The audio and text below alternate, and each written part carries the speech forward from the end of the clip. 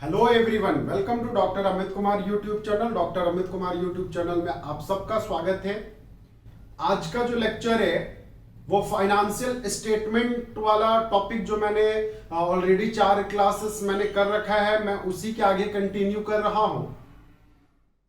ये basically MBA वाले जो सेमेस्टर 4 वाले बच्चे हैं उसके लिए भी है, क्लास 12th में भी ये पढ़ाया जाता है। और इंटरेस्टिंग बात है कि ये सेमेस्टर 4 में भी कॉर्पोरेट ये में पढ़ाया जाता है, बट वो मैं डिस्कस करूंगा आपके साथ। फिलहाल ये मैं बेसिक जो बता रहा हूं ये एमबीए और आपके क्लास 12th के लिए है, बीकॉम के लिए भी है, एमकॉम के लिए ये नहीं है।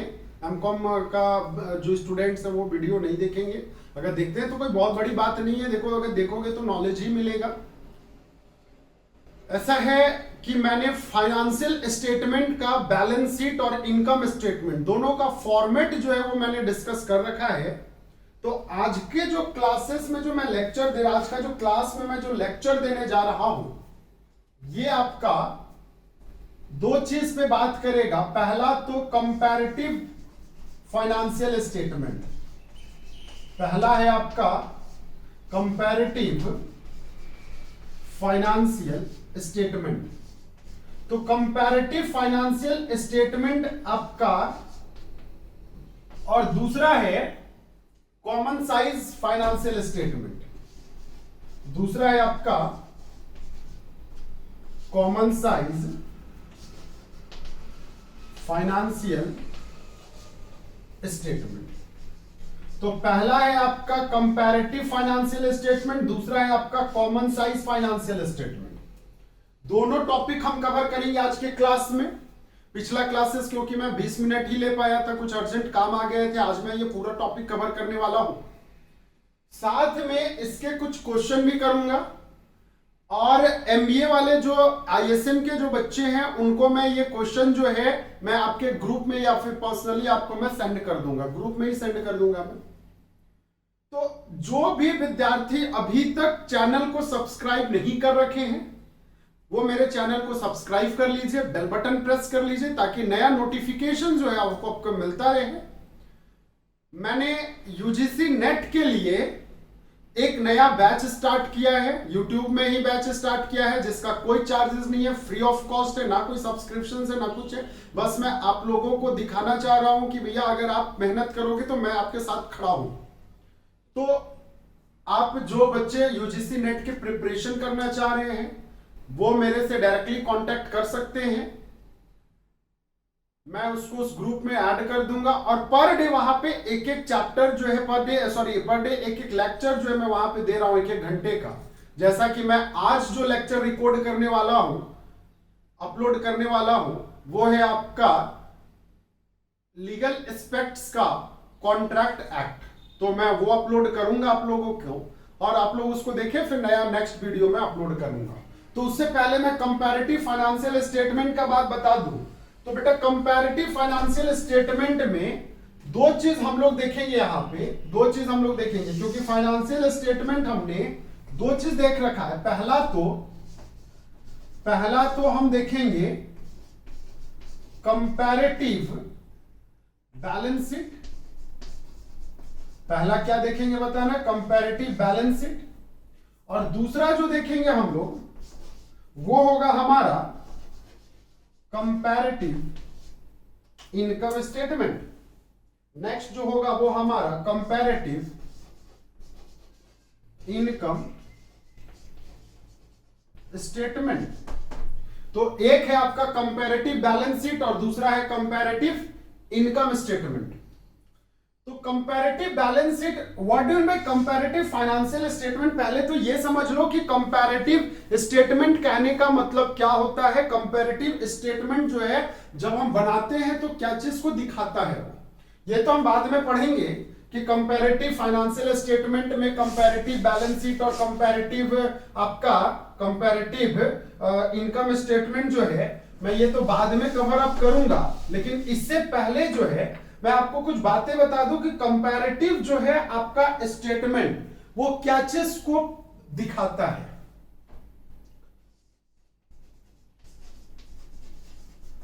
कंपैरेटिव स्टेटमेंट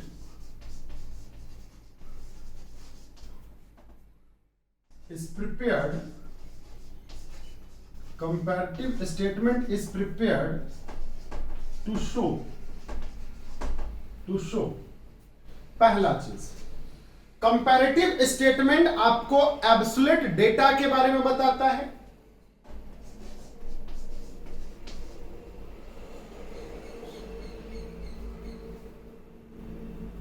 एब्सोल्यूट डेटा के बारे में बताता है।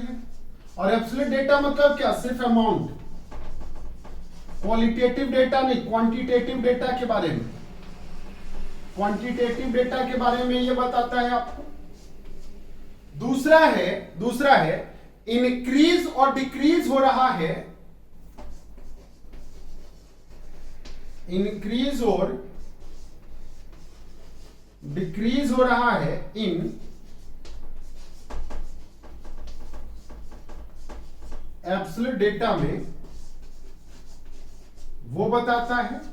मतलब जैसे हमने पिछले बार जो बनाया था वो इंक्रीज किया या तो फिर वो डिक्रीज किया। अच्छा, ये भी दिखाता है इंक्रीज और decrease in decrease of absolute data, absolute data in the form of percentage। किस फॉर्म में, तो परसेंटेज के फॉर्म में। ये हो गया। तीसरा जो है कंपैरिजन किया जाता है, हम लोग कंपैरिजन कर सकते हैं, कंपैरिजन करते हैं क्या चीज को, तो कंपैरिजन किया जाता है, कंपैरिजन जो है वो एक्सप्रेस किया जाता है, एक्सप्रेस्ड इन रेशियो, रेशियो में कंपैरिजन को एक्सप्रेस करते हैं। मतलब पिछले साल के कंपैरिजन जो है इस साल जो है हमारा प्रॉफिट हुआ, लॉस हुआ, ये सारे चीज को दिखाया जाता है। और लास्ट में परसेंटेज ऑफ टोटल्स को बताए जाते हैं, परसेंटेज, लास्ट में क्या चीज को बताए जाते हैं, परसेंटेज ऑफ टोटल को बताए जाते हैं। तो ये तीन चीज, ये आपके पांच चीज जो है ये आपके कहां पे दिखाए जाते हैं, कंपैरेटिव फाइनेंशियल स्टेटमेंट में आपको दिखाए जाते हैं। तो आइदर हम इनकम स्टेटमेंट की बात करें, बैलेंस शीट की बात करें, या तो फिर आप इनकम स्टेटमेंट या बैलेंस शीट की बात करो, दोनों में आपको यही सारी चीज दिखाई जाएंगी। तो भैया हम सबसे पहले हम कंपैरेटिव स्टेटमेंट जो है बैलेंस शीट की बात करते हैं। बैलेंस शीट का कंपैरेटिव स्टेटमेंट कैसे तैयार किया जाता है वो देख लो।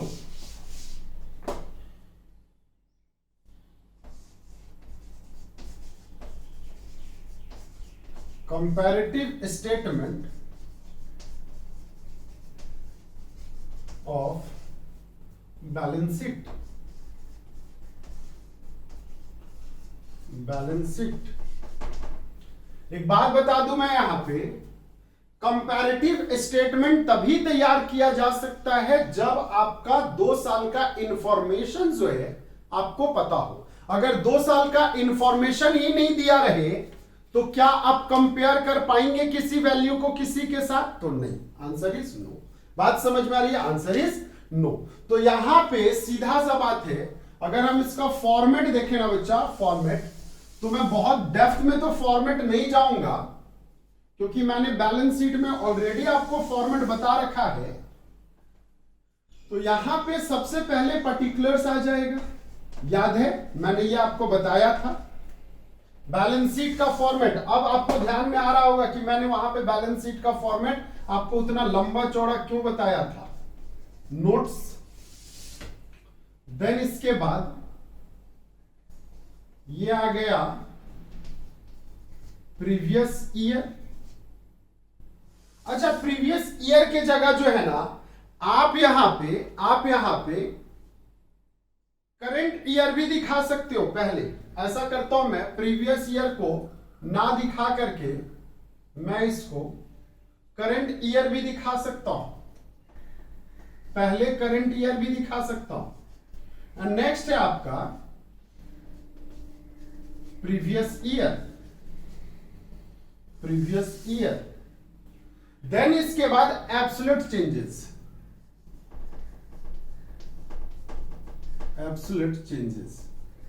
तो बेटा एब्सोल्यूट चेंजेस कैसे? अगर मान लेता हूं सपोज इसको मैंने ए का कॉलम दिया, इसको मैंने बी का दिया, तो C is equal to A minus B होगा। C इज इक्वल टू क्या होगा बताना? A माइनस बी होगा। C इज इक्वल टू क्या होगा? A माइनस बी होगा। Is it clear? अच्छा, अब अगर मैं बात करूं यहां पे next percentage of absolute changes. Percentage of क्या चीज? Absolute changes. तो परसेंटेज ऑफ एब्सोल्यूट चेंजेस में हम यहां पे C divided by previous year है B मल्टीपल 100 ये दिखा देते हैं। Is it clear? ये दिखा देते हैं। तो हमारा जो वैल्यू जो आ जाएगा वो आपका balance sheet, comparative balance sheet हमने बना लिया। यहां से ज्यादा और कुछ नहीं है, बस यही कॉन्सेप्ट है और कोई कॉन्सेप्ट नहीं है। तो चलो देख लो इसके आगे। सबसे पहले बता दो, सबसे पहला कॉलम हम लोग क्या लिखते थे?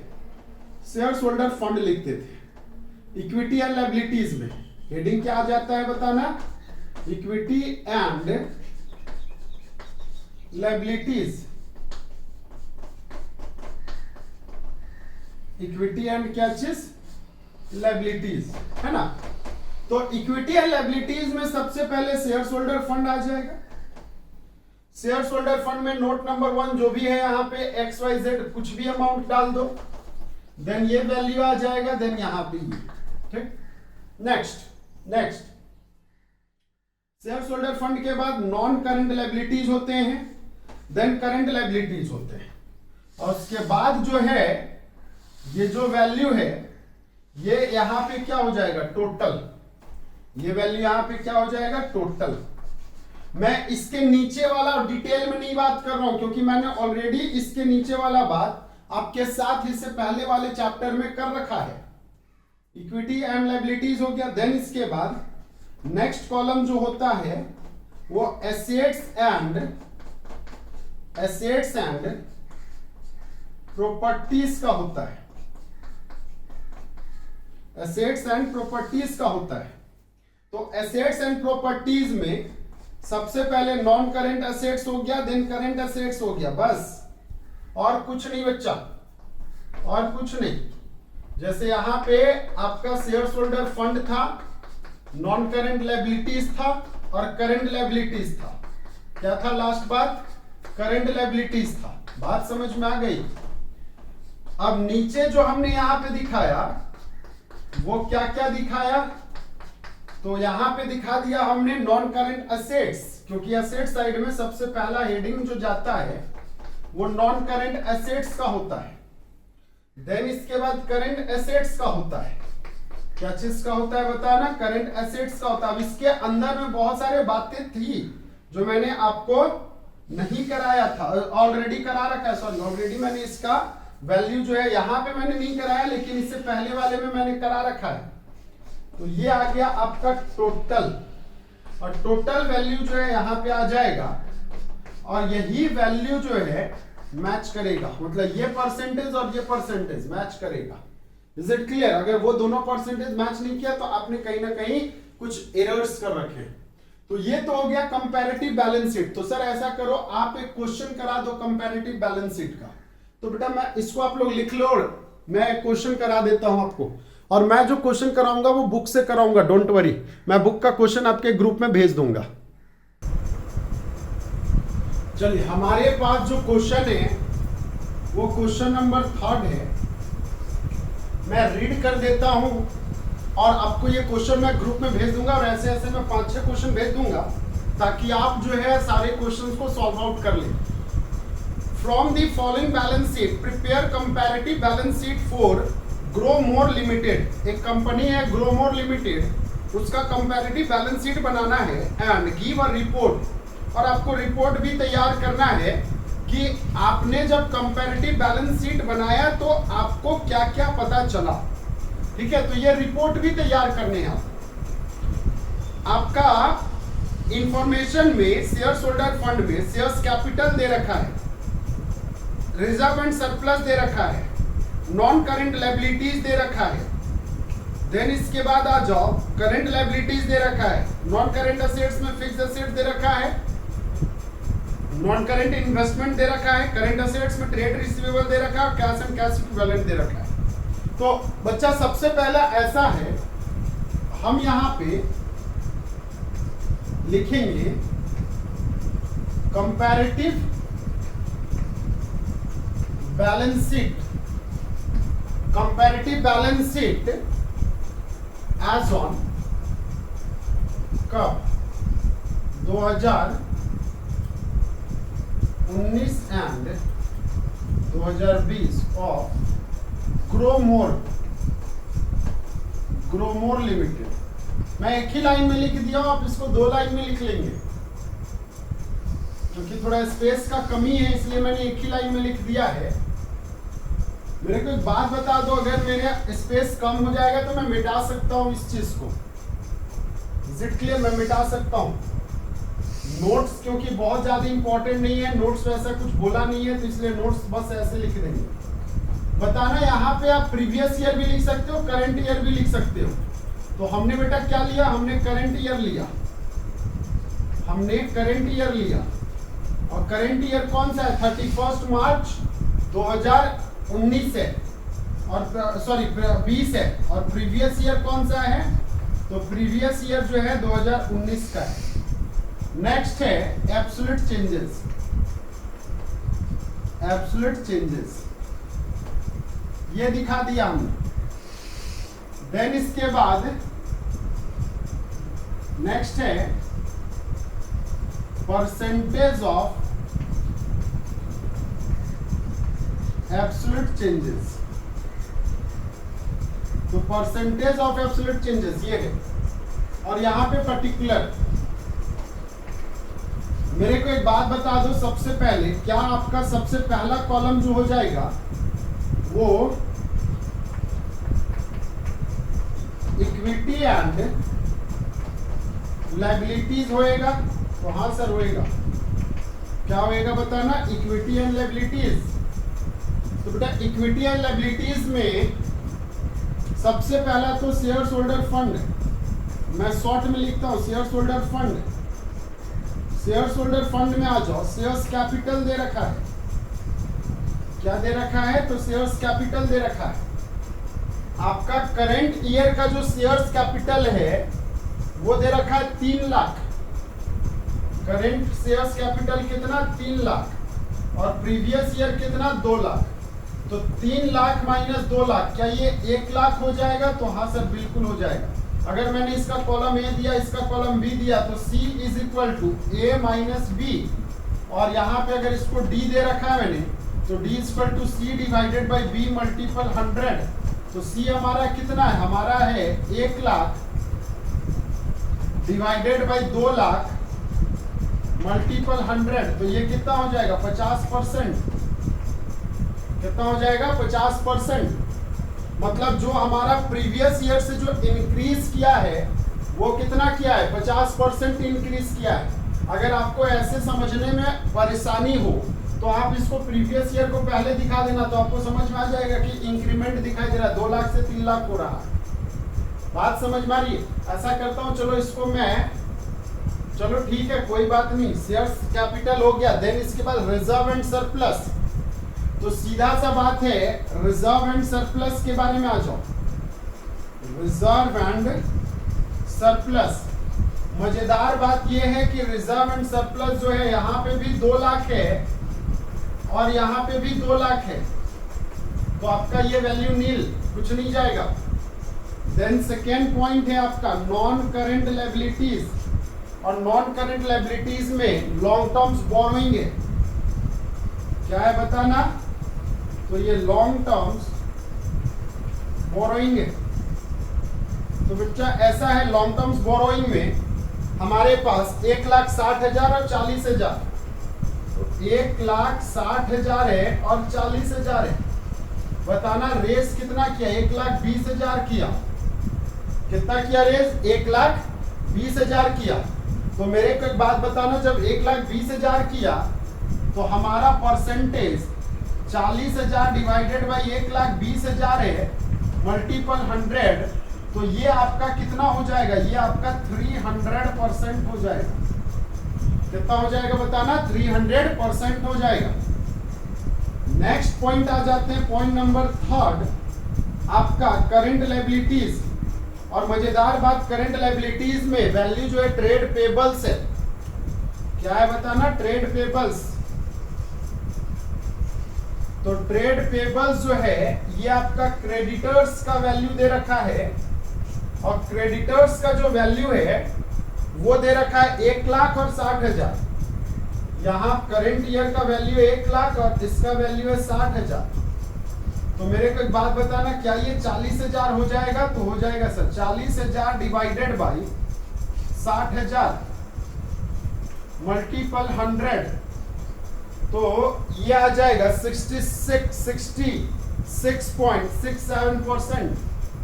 66.67% ये हो जाएगा।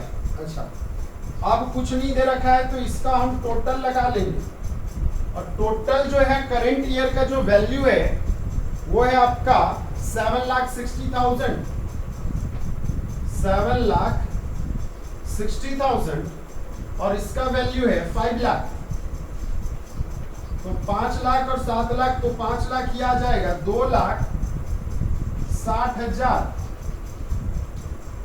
2,60,000 जब ये आया तो मेरे को एक बात बताना, ये आपका लगभग 52% आ जाएगा। 2,60,000 डिवाइडेड बाई 5 लाख कर लोगे तो ये आपका 52%, 52% आ जाएगा। 52%।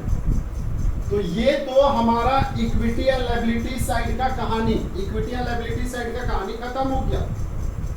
अब इसी को अगर हम, इसको मैं मिटा रहा हूं क्योंकि मेरे पास स्पेस नहीं है, एसेट्स एंड प्रॉपर्टीज में आ जाए तो देखना लास्ट का जो 52% है ना, ये सिमिलर होना चाहिए एसेट्स एंड प्रॉपर्टीज में भी। याद रख लेना, दोनों साइड वो लास्ट का जो कॉलम है वो 52 ही आने चाहिए।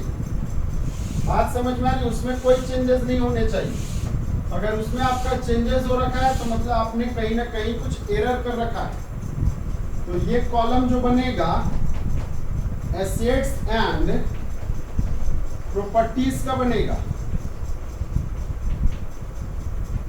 ये प्रॉपर्टीज का बनेगा, एसेट्स एंड प्रॉपर्टीज। तो एसेट्स एंड प्रॉपर्टीज में सबसे पहला नॉन करेंट एसेट्स, पहला जो है नॉन करेंट एसेट्स बनेगा। तो नॉन करेंट एसेट्स में पहला कॉलम है फिक्स्ड एसेट्स का, फिक्स्ड एसेट्स का। और इंटरेस्टिंग बात है, फिक्स्ड एसेट्स जो है 5,60,000 है और 3,60,000 है। 5,60,000 है और 3,60,000 है। तो जो वैल्यू आया वो आया 2 लाख। तो बताना यहाँ पे 2 लाख अपॉन 3,60,000 मल्टीपल 100। तो 100 जब ये करोगे तो इसका जो परसेंटेज आएगा वो आपका 55.56% आने चाहिए। अच्छा, ये तो हो गया नॉन करेंट इन्वेस्टमेंट का। नॉन करेंट इन्वेस्टमेंट, तो नॉन करेंट इन्वेस्टमेंट जो क्वेश्चन में दे रखा है 40,000 और 40,000 है। 40,000 40,000 मतलब कोई चेंजेस हुआ नहीं हुआ। देन सेकेंड पॉइंट है करंट एसेट्स का। तो बच्चा करंट एसेट्स में आज ट्रेड रिसीवेबल दे रखा है। क्वेश्चन में क्या दे रखा है बताना? Trade receivable. तो ट्रेड रिसीवेबल जो है वो हमारा है 1,20,000 और 80,000। 1,20,000 और 80,000 मतलब ये वैल्यू आ गया 40,000 और 40,000 डिवाइडेड बाई 80,000 तो ये आ जाएगा 50%। कितना परसेंट? 50%। देन इसके बाद आपका कैश एंड कैश इक्विवेलेंट है, कैश एंड कैश इक्विवेलेंट। तो ये आपका कैश एंड कैश इक्विवेलेंट 20,000 है और 40,000 है और 20,000 है। तो वैल्यू जो है यहाँ पे 20,000 का आया, तो ये 20,000 डिवाइडेड बाय 20,000 मल्टीपल 100, तो ये आ जाएगा 100 पर। एक बात बता दूं मैं आप सभी को, लास्ट में ऐसा नहीं करेंगे हम लोग कभी भी। जैसे हम लोग टोटल यहाँ पे करते हैं ना, ध्यान से सुन लो, टोटल जब हम टोटल करेंगे तो इसका टोटल करेंगे, इसका टोटल हमारा कितना आ रहा है? 7,60,000 आ रहा है, 7,60,000। और इसका टोटल कितना आ रहा है? 5 लाख आ रहा है। इसका टोटल कितना आ रहा है? 5 लाख आ रहा है। तो मेरे को एक बात बताना, एब्सोल्यूट चेंजेस जो है ना, एब्सोल्यूट चेंजेस जो है, या तो अब इसका टोटल कर लो 2,60,000 तो चलेगा, इसका टोटल कर लेंगे 2,60,000 चलेगा। लेकिन क्या परसेंटेज हम इसका टोटल करेंगे? नहीं, परसेंटेज हम इसका टोटल नहीं करेंगे। याद रखना कभी भी, परसेंटेज जो है 2,60,000 डिवाइडेड बाई 5 लाख करते हैं मल्टीपल 100, तो ये भी आपका 52% ही आएगा। बात समझ में आया? ये भी आपका 52% ही आएगा। तो that are the concept of comparative balance sheet, यही कंपैरेटिव बैलेंस शीट। अच्छा, अब अगर हमको इसमें कोई कंपेयर करने के लिए बोलेगा, फुटनोट में जो नेचर्स हैं वो लिखने के लिए बोलेगा, तो हम क्या क्या लिखेंगे? सबसे पहले एसेट साइड में आ जाओ। फिक्स एसेट जो है वो पिछले साल के कंपैरिजन इस साल जो है 55% से इंक्रीज कर रहा है कि नहीं कर रहा है? तो बिल्कुल 55% से क्या कर रहा है? इंक्रीज कर रहा है। फिक्स एसेट जो है वो क्या कर रहा है? इंक्रीज कर रहा है। अच्छा, लॉन्ग टर्म्स बोरोइंग देख लो, शेयर्स कैपिटल देख लो, वहां पे इंक्रीमेंट हो रहा है कि नहीं हो रहा है। देन इसके बाद आपका यहाँ पे नॉन करेंट में तो कोई चेंजेस नहीं, ट्रेड रिसीवेबल इंक्रीज कर रहा है, कैश एंड कैश इक्विवेलेंट जो आपके पास 100% इंक्रीज कर रहा है। तो जो चेंजेस आपको यहाँ पे दिखाई दे रहा है, उसी चेंजेस को आपको अपने लैंग्वेज में लिखने हैं, नथिंग एल्स, और कुछ नहीं करने हैं। Is it clear? तो चलिए, ये तो हो गया आपका कंपैरेटिव बैलेंस शीट खत्म। तो सर ऐसा करो, अब कंपैरेटिव इनकम स्टेटमेंट बना दो। तो आप ऐसा करो, इसको नोट डाउन करो, मैं इसको मिटा करके बताता हूं। कंपैरेटिव इनकम स्टेटमेंट, तो बेटा कंपैरेटिव इनकम स्टेटमेंट क्या है समझ लीजिए। कंपैरेटिव इनकम स्टेटमेंट में ज्यादा दिमाग नहीं लगाने आपको। कंपैरेटिव इनकम स्टेटमेंट में सबसे पहला जो कॉन्सेप्ट है वो क्या चीज का है वो देख लो। हमने यहाँ पे फिर से वही फॉर्मेट बनाना इनकम स्टेटमेंट का फिर से वही फॉर्मेट बनाना जिसमें कोई चेंजेस नहीं करने हैं। जैसा पहले फॉर्मेट होता था, पहला पर्टिकुलर्स, देन नोट्स। अच्छा, यहाँ पे मैंने आपको बताया था, जैसे मैंने पिछला क्लासेस में करंट ईयर लिखा था पिछला ईयर में, यहाँ पे आप प्रीवियस ईयर भी लिख सकते हो, कोई बात नहीं, चलेगा। प्रीवियस ईयर भी लिखोगे तो वैल्यू बस इधर उधर हो जाएगा। अगर इसका ए नाम दिया, देन आपका करंट ईयर ये बी दिया, तो यहाँ पे सी में एब्सोल्यूट चेंजेस आ जाएगा। क्या आ जाएगा बेटा? Absolute changes. और एब्सोल्यूट चेंजेस में C is equal to B minus A हो जाएगा, मतलब ये वैल्यू माइनस ये वैल्यू। एंड देन इसके बाद परसेंटेज ऑफ एब्सोल्यूट चेंजेस।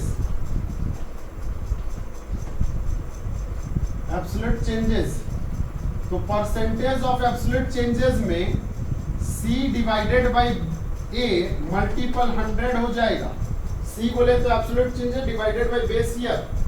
अच्छा, पहला जो कॉलम बनेगा वो क्या चीज का होगा? वो होगा आपका income from revenue from operation. पहला जो कॉलम बनेगा वो क्या चीज का बनेगा? तो रेवेन्यू फ्रॉम ऑपरेशन का बनेगा। इसमें कोई चेंजेस नहीं होंगे। अब रेवेन्यू फ्रॉम ऑपरेशन वैल्यू यहाँ पे जो डालना है, जो आपके क्वेश्चंस में रहेंगे वो, और ये दोनों कॉलम में कंप्यूटेड वैल्यू। देन इसके बाद अदर इनकम। अदर इनकम याद करिए, अदर इनकम का कहानी मैंने सारा कुछ आपको फॉर्मेट में ऑलरेडी डिस्कस कर रखा है, तो ये सारे चीज आप करेंगे 1 by 1 करके, है ना। एंड देन इसके बाद जो कॉन्सेप्ट आएगा यहाँ पे, ये आपका ए पॉइंट कहलाएगा और ये कहलाएगा टोटल रेवेन्यू। यही आपका क्या कहलाएगा, टोटल रेवेन्यू। इसीलिए अब आपको समझ में आ गया होगा कि फॉर्मेट कितना इंपॉर्टेंट है हमारे लिए। अच्छा, नेक्स्ट है इधर एक्सपेंसेस का हेडिंग जाएगा। एक्सपेंसेस के हेडिंग में आ जाओ। सबसे पहले कॉस्ट ऑफ मटेरियल कंज्यूम्ड। क्या अब ये बताने पड़ेंगे आपको मटेरियल कंज्यूम्ड? तो सर ये तो आता है, तो अब आता है बेटा, तो आगे समझ गए होंगे कि आपको किस टाइप से क्वेश्चंस को सॉल्व आउट करने हैं। देन इसके बाद चेंज इन स्टॉक आएगा, देन फाइनेंस कॉस्ट आएगा ना, देन इसके बाद आपका एम्प्लॉयज बेनिफिट एक्सपेंसेस आएगा। तो ये सारे चीज जो है, डेप्रिसिएशन आएगा, ये सब चीज को दिखा करके आपको बस फाइनली जो है लास्ट में यहाँ पे क्या जाएगा, रिटेन्ड अर्निंग। याद करिए रिटेन्ड अर्निंग, और रिटेन्ड अर्निंग का भी उसी टाइप से टोटल करेंगे यहाँ पे, इसका बैलेंसिंग, इसका ये दोनों वैल्यू कंप्यूटेड वैल्यू होगा, इसमें कोई चेंजेस नहीं। That are your format, that is your format. यही आपका क्या कह रहा है, फॉर्मेट कह रहा है। तो ऐसा करते हैं, क्वेश्चन से हम इसको समझा देते हैं। तो चलो क्वेश्चन ही समझा देते हैं हम। ये इसको नोट डाउन कर लेंगे वीडियो को रोक करके।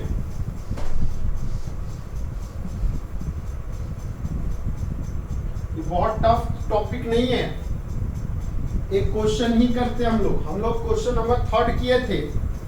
अब के क्वेश्चन में हम इसको ऐसा करते हैं, question number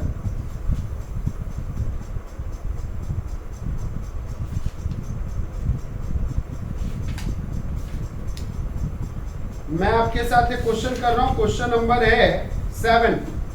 from the following income statement profit and loss year ended दे रखा है, prepare profit and loss goods and services का। सबसे पहले 2019-20 का दे रखा है, 2021 का दे रखा है।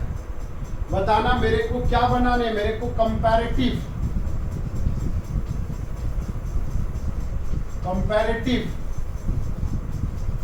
इनकम स्टेटमेंट तैयार करने। क्या तैयार करने हैं, comparative income statement for the year ended, नाम नहीं दे रखा है बंदे का, फॉर द ईयर एंडेड 2019-20 है एंड 2020-21 है। ये 2 साल का इंफॉर्मेशन आपके पास अवेलेबल है और यही दोनों साल का आपको वैल्यू का दिखाना है। क्वेश्चन में क्या क्या दे रखा है पहले ये समझ लो। ये तो आपका नोट्स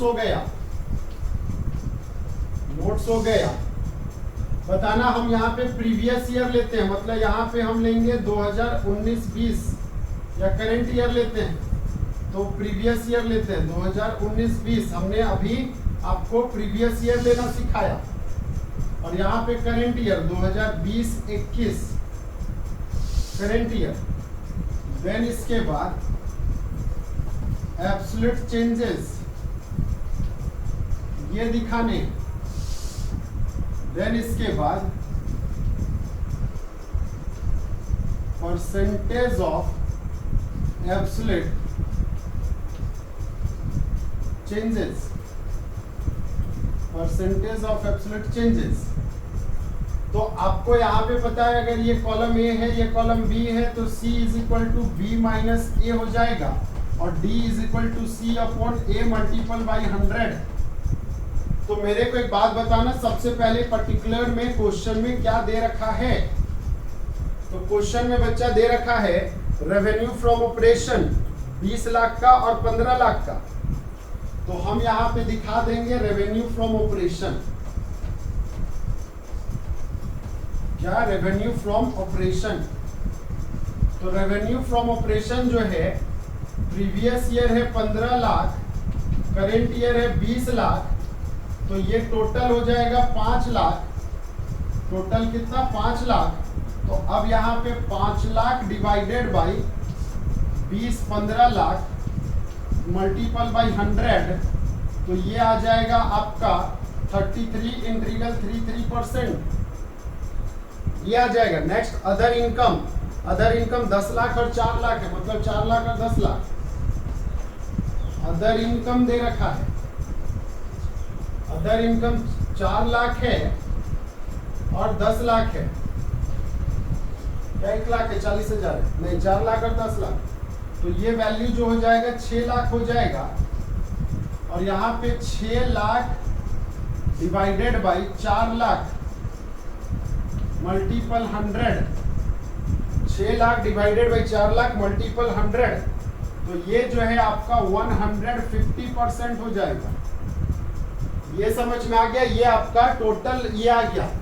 तो यही कॉलम जो है आप यहाँ पे इसको क्या लिखेंगे, टोटल रेवेन्यू पॉइंट नंबर 1, और ये हो जाएगा आपका टोटल रेवेन्यू, है ना बच्चा, टोटल रेवेन्यू कहलाएगा। तो टोटल रेवेन्यू कितना कहलाएगा, ये 15 लाख 19 लाख, 19 लाख हो गया, 20 और 10 30 लाख हो गया,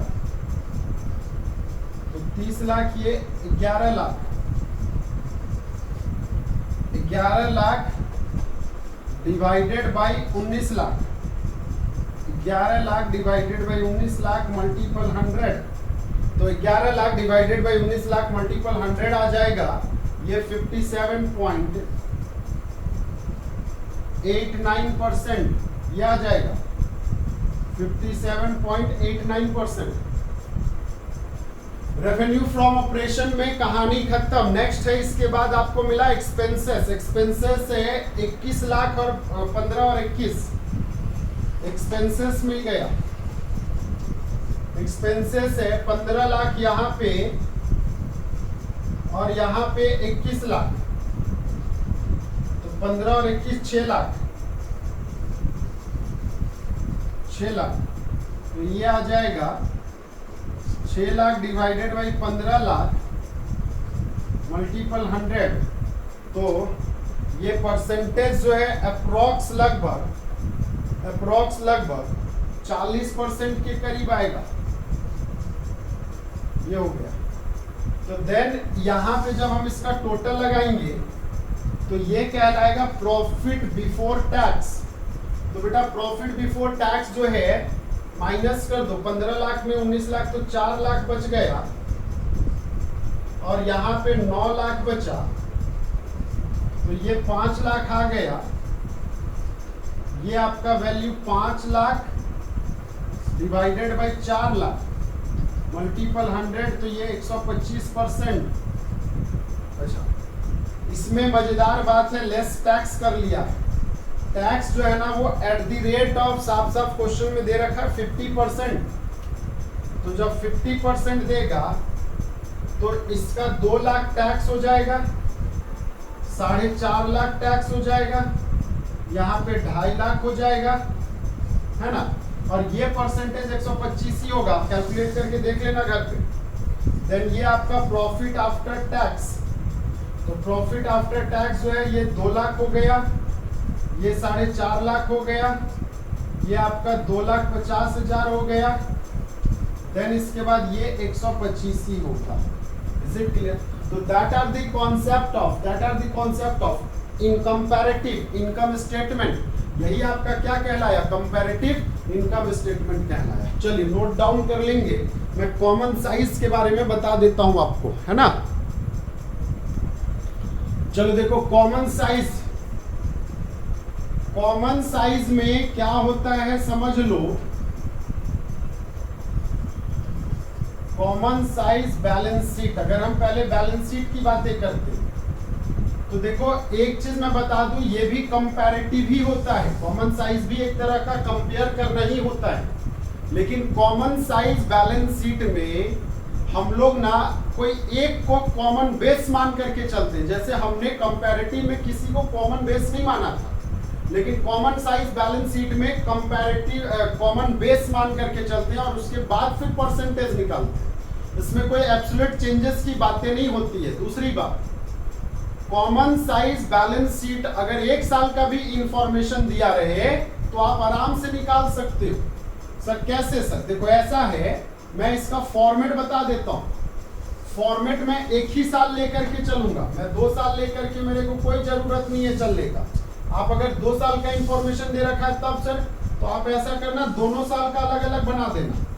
ये हो गया नोट्स, ये आपका करंट ईयर का अमाउंट या कुछ भी ले लो, इसमें करंट ईयर ले लो, है ना। और यहां पे परसेंटेज ऑफ करंट ईयर क्या ले लेंगे बताना बच्चा? करंट ईयर का परसेंटेज ले लेंगे। एंड देन इसके बाद यहाँ पे पर्टिकुलर, मैं बैलेंस शीट की बातें कर रहा हूं। यकीन मानो अगर आपको बैलेंस शीट समझ में आ गया तो इनकम स्टेटमेंट तो ऐसे ही समझ में आ जाएगा। इनकम स्टेटमेंट में कोई दम ही नहीं होगा फिर, अगर आपको बैलेंस शीट समझ में आ गया तो। चलिए सर कैसे? सबसे पहले मेरे को एक बात बताना, क्या इक्विटी एंड लायबिलिटीज होता है कि नहीं होता है? तो हाँ सर, ये तो मैंने पढ़ रखा है, इक्विटी एंड लायबिलिटीज होता है। इक्विटी एंड लायबिलिटीज में पहला तो हेडिंग आ गया शेयर होल्डर फंड का, देन आ गया आपका नॉन करंट लायबिलिटीज का, देन आ गया करंट लायबिलिटीज का, और यहाँ पे आपका ये टोटल आ गया। क्या आ गया बताना? टोटल आ गया। बात समझ में आ रही? ये टोटल आ गया। तो आपको परसेंटेज जो निकालना है वो कुछ इस टाइप से निकालना है, वो देख लो। चलो हमने यहाँ पे परसेंटेज जो है, जैसे पहला केस का परसेंटेज शेयर होल्डर फंड लेंगे, डिवाइडेड बाय टोटल करेंगे, मल्टीपल 100 व्हाटएवर जो भी आएगा। दूसरा जो है नॉन करेंट लायबिलिटीज करेंगे, डिवाइडेड बाय टोटल करेंगे, फिर से 100 जो भी आएगा देख लिया जाएगा। देन हम सीएल करेंगे, डिवाइडेड बाय टोटल करेंगे, मल्टीपल 100, यहाँ पे भी जो आएगा वो देख लिया। लास्ट में ये जो वैल्यू आएगा ना वो 100% ही आएगा, और लास्ट में ये सारे को ऐड करना है, ये सबको क्या करना है? ऐड करना है। यही है कॉमन साइज। अच्छा, देन इसके बाद सर एसेट्स एंड प्रॉपर्टीज में क्या करेंगे बच्चा? तो एसेट्स एंड प्रॉपर्टीज में भी कुछ इसी टाइप से काम किया जाता है। प्रॉपर्टीज में भी कुछ इसी टाइप से काम किया जाता है। इसमें आपका नॉन करेंट एसेट्स होगा और दूसरा करेंट एसेट्स होगा। तो नॉन करेंट एसेट्स हो गया, करेंट एसेट्स हो गया, और इसका भी यहाँ पे टोटल लग गया। तो बेटा ऐसा है, टोटल यहाँ पे आ जाएगा। इसमें भी आपका फॉर्मूला हो जाएगा non current assets divided by total multiple 100, और इसमें भी आ जाएगा current assets divided by total multiple 100, और ये टोटल 100% आएगा। ये फॉर्मेट बन गया किसका? कॉमन साइज बैलेंस शीट का।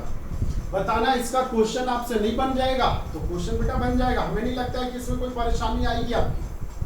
अगर आएगी तो आप मेरे को कमेंट कर देना, मैं बता दूंगा आपको क्वेश्चन भी। अब सर ऐसा करो, क्वेश्चन बता दिया आपने, बैलेंस शीट बता दिया, आप इनकम स्टेटमेंट भी बता दो। तो मैं इनकम स्टेटमेंट भी बता देता हूं आपको, है ना। मैं इनकम स्टेटमेंट भी बता देता हूं। कॉमन साइज इनकम स्टेटमेंट, तो बेटा ऐसा है, कॉमन साइज इनकम स्टेटमेंट के लिए, कॉमन साइज इनकम स्टेटमेंट के लिए भी फॉर्मेट कुछ वैसे ही बनेगा, कुछ वैसे ही बनेगा। जैसे ये अगर आपका नोट्स है, अब बोलो सर अगर 2 साल का वैल्यू रहेगा तब तो दोनों का अलग अलग लिया जाएगा, इंडिविजुअल।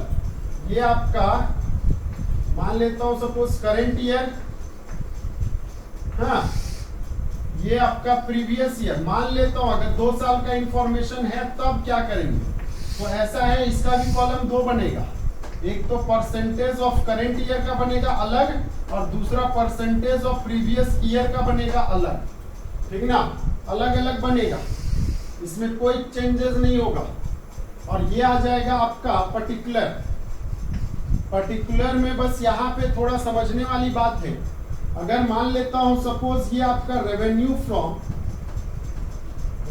फ्रॉम ऑपरेशन है, तो यहाँ पे जो बेस लिया जाता है वो क्या लिया जाएगा, जैसे वहां पे तो टोटल लिया जाता था, यहाँ पे बेस क्या लिया जाएगा तो मैं वो बताऊंगा अभी। ये नेक्स्ट है आपका अदर इनकम, नेक्स्ट है आपका अदर इनकम।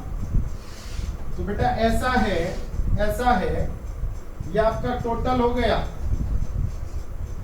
अगर ऑपरेशन यहाँ पे दे रखा है, यहाँ पे दे रखा है, ये वैल्यू दे रखा है, तो प्रीवियस ईयर का भी ये वैल्यू और यहाँ पे ये वैल्यू। तो परसेंटेज ऑफ करंट ईयर में हम यहाँ पे लेंगे revenue from operation divided by revenue from operation. Base जो माना जाएगा वो रेवेन्यू फ्रॉम ऑपरेशन को ही बेस मानेंगे। और सर यहाँ पे, तो यहाँ पे other income divided by revenue from operation माना जाएगा base. Is it clear, is it clear. तो यहाँ पे भी वही चीज, revenue from operation divided by revenue from operation multiple 100, और यहाँ पे other income divided by revenue from operation multiple 100। ये हो जाएगा, बात समझ में आ गया। नेक्स्ट है इसके बाद एक्सपेंसेस। तो भैया एक्सपेंसेस में भी कुछ वैसे ही लिया जाएगा, जैसे आपका कॉस्ट ऑफ मटेरियल कंज्यूम्ड है। क्या है, कॉस्ट ऑफ मटेरियल कंज्यूम्ड। तो कॉस्ट ऑफ मटेरियल कंज्यूम्ड में जो भी वैल्यू है दिखा दिया जाएगा, और यहाँ पे cost of material consume divided by revenue from operation, यहाँ पे भी cost of material consume divided by revenue from operation. मतलब बेस जो है वो वहां पे जैसे टोटल लिया जाता था, यहाँ पे रेवेन्यू फ्रॉम ऑपरेशन भी लिया जाएगा, और कुछ नहीं है।